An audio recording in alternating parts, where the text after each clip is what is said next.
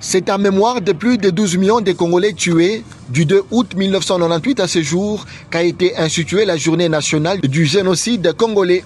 À cette occasion, un culte écuménique a eu lieu au bâtiment du 30 juin devant le gouverneur de province Jacques Kabula Katwe, le président de l'Assemblée provinciale du Haut-Katanga Michel Kabwe-Mwamba, le vice-gouverneur de province Martin Kazembe Choula, la maire intérimaire de la ville de Lubumbashi Joyce Kazadi et un représentant du ministère national des droits humains.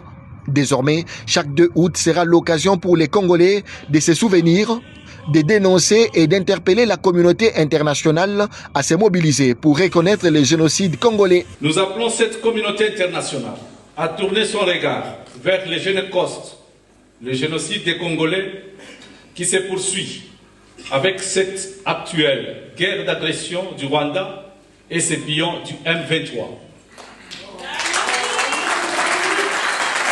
Ensemble avec les autres provinces du pays, nous disons stop au silence de la communauté internationale. Le gouverneur Jacques Kabula Katwe a également dénoncé le viol à répétition utilisé comme arme de guerre. La province du Haut-Katanga, ensemble avec le reste du pays, nous disons stop au massacre de nos compatriotes. Nous disons non au viol de nos mamans, de nos filles et de nos sœurs.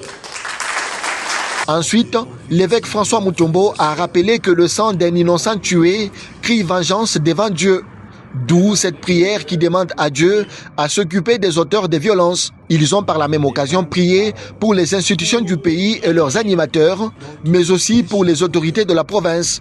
C'est par des témoignages émouvants des survivants que le culte œcuménique s'est terminé.